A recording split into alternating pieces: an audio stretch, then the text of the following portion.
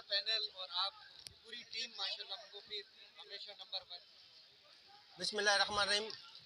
सबसे पहले मैं आज मखसूस की जो नशस्तों पे हलफ हुआ है उन तमाम मेंबरान को मुबारकबाद पेश करूँगा और इसके साथ साथ मैं शुक्रिया अदा करूँगा डिप्टी कमिश्नर वेस्ट साहब और डीएमसी वेस्ट साहब जिन्होंने ये प्रोग्राम यहाँ अरेंज किया और यहाँ अच्छे पुरफिज़ा माहौल में जो है हलफ हुआ।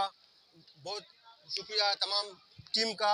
और मैं शुक्रिया अदा करूँगा पाकिस्तान पीपल्स पार्टी के आला क़यादत का जिन्होंने इन तमाम दोस्तों को जो है मखसूस सीटों पे नवाजा और ये समझा कि ये दोस्त और यहाँ हल्फ आज उठाए।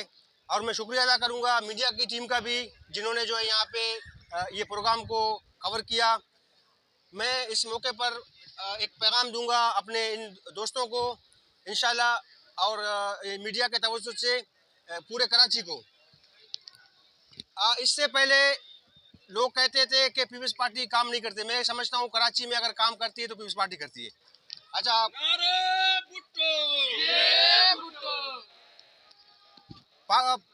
पाकिस्तान की तारीख में पहली दफ़ा मेयर कराची जो है वो पाकिस्तान पीपल्स पार्टी का होगा, क्योंकि पाकिस्तान पीपल्स पार्टी पाकिस्तान की हकीकी पार्टी है।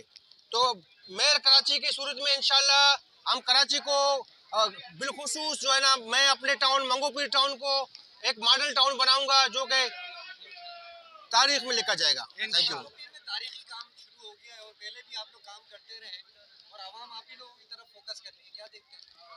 मंगोपीर में अल्हम्दुलिल्लाह काम तो तारीखी काम होते रहते हैं। अभी भी हाल ही में एक इफ्तिताह हुआ, हॉस्पिटल का इफ्तिताह किया गया जिसमें वफाकी मिनिस्टर साहब सूबाई अपना वज़ीर आला बलूचिस्तान के नुमाइंदे भी थे और सूबा वज़ीर आला सिंध भी था, हम भी वहाँ मौजूद थे।